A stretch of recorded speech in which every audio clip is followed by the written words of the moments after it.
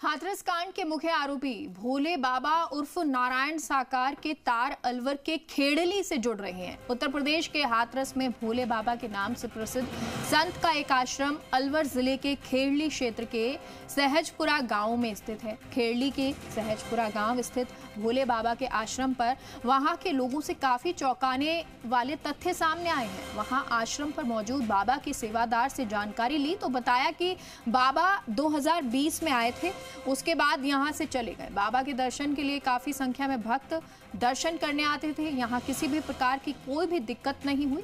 हालांकि यहां के सेवादार हाथरस की घटना को एक षड्यंत्र बताते हैं। सेवादार ने बताया कि बाबा यहां काफी बार कार्यक्रम कर चुके हैं। करीब 1.5 बीघा जमीन में बाबा का आलीशान आश्रम बना हुआ है, जिसमें सोफा बेड लगे हुए हैं। दर्शन के लिए एक हॉल बना हुआ है, जिसमें लोग बाबा के दर्शन करते थे और आशीर्वाद लेते थे। वर्ष 2008-9 में आश्रम बना था। बाबा के कुछ अलग ही रहस्य सामने आए, जहां लोगों ने बताया कि स्थानीय लोगों को तो बाबा के सेवादारों द्वारा एंट्री ही नहीं दी जाती। जमीन मालिक देवी राम ने बताया कि बाबा ने सीधेपन का फायदा उठाते हुए उसकी जमीन ले ली और रजिस्ट्री करा ली।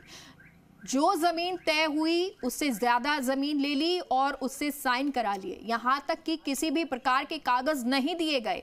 अन्य लोगों से जब बात की तो बाबा के कारनामे की पोल खुली, जहां उन्होंने बताया कि बाबा गाड़ी में बैठकर आते थे, जिसके साथ 17 से 18 साल की लड़कियां साथ होती थी और उन्हें अंदर साथ लेकर जाता था।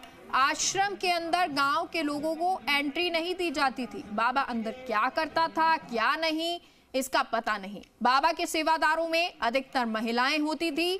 वही नाम नहीं खोलने की शर्त पर गांव के एक व्यक्ति ने बताया कि सेवादार महिलाओं पर लाठी मारते थे, बुरी तरह से उनको पीटा जाता था। ग्रामीणों ने हाथरस कांड को लेकर बाबा को ही जिम्मेदार ठहराया है।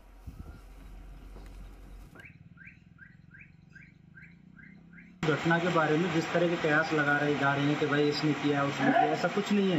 ये एक प्राकृतिक दुर्घटना है। हो सकता है किसी की साजिश हो। बहुत सारे सत्संग हुए हैं आपसे पहले, 4 और होते हैं। और अगर अपन दूसरी जगह भी चलें तो कहीं भी कभी भी किसी के साथ भी ऐसी घटना घट सकती है। बाकी इसमें ना तो किसी नारायण हरि जी का दोष है, ना किसी आम पब्लिक का दोष है। निकलेगी कोई साजिश निकलेगी। ये प्राकृतिक दुर्घटना है। यहाँ शायद 2020-21 में आए थे, आते रहते हैं यहाँ तो, लेकिन अब 2-3 साल से नहीं आ रहे हैं। लास्ट शायद मेरे हिसाब से 2020 में आए हैं। ये आपदा किसी पर भी कभी कैसे भी पड़ सकती है। कई बार केदारनाथ, बद्रीनाथ उस जगह की हत्या हुई। ये किसी ने मारे नहीं है।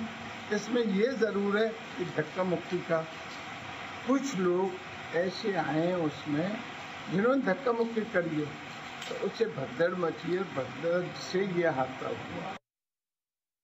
साजिश है, साजिश है। कोई नेता द्वारा या किसी द्वारा साजिश हुआ है, वो ऐसा कभी नहीं हुआ। जो पहली बार हुआ हाथरस में, कई बार सबके साथ हो रही हाथरस में, यहाँ पर कई बार प्रोग्राम होगा।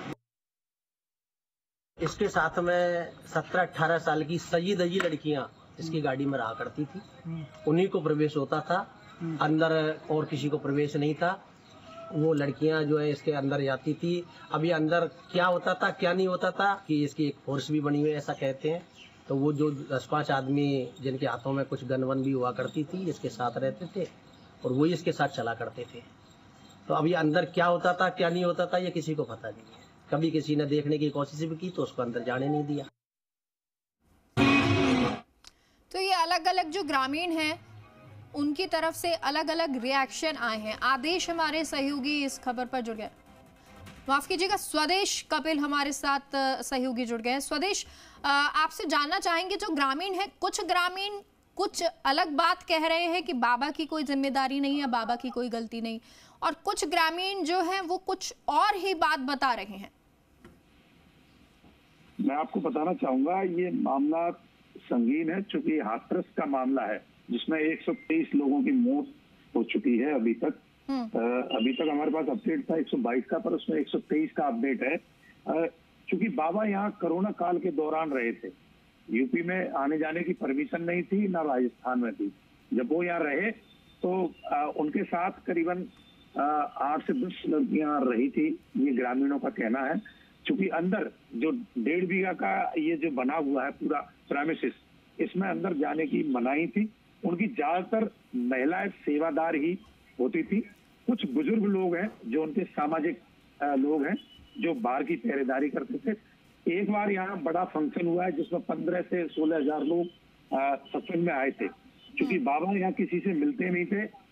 आगरा से जो सहजपुर है, जो मेन आश्रम है, आगरा, हाथरस, सिकंदराबाद का इनका मेन जो गृह जिला है जो सिकंदराबाद है, वहां से ये जो जगह है सहजपुर, ये केवल 150 किलोमीटर दूरी पर है। क्योंकि यहाँ आसानी से जाया जा सकता है। ग्रामीणों का ये भी आरोप है कि यहाँ अंदर नाच गाना होता था पर हमको एंट्री नहीं मिलती थी। पर उनके सेवादार कह रहे हैं बाबा इस तरह का कोई कृत्य नहीं करते थे, बस प्रवचन देते थे और खुद की पूजा कराते थे। वहीं एक बुजुर्ग ने कहा कि महाराज जी का इस पूरे प्रकरण में, हाथरस हत्याकांड में जो हुआ है उसमें कोई लेना देना नहीं है। ना वो आयोजक थे, ना उन्होंने किसी को बुलाने के लिए, ना किसी को आशीर्वाद देने के लिए कहा है।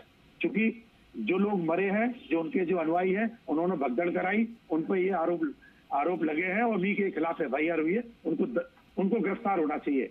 बाबा जब जरूरत पड़ेगी तो उनके वकील है केपी सिंह, जिन्होंने जाके वहां पर हल्फनामा दिया है कि अगर मेरी जरूरत पड़ेगी तो बाबा उपस्थित होंगे बयान देने के लिए। जी चलिए, बहुत बहुत शुक्रिया स्वदेश तमाम जानकारी के लिए।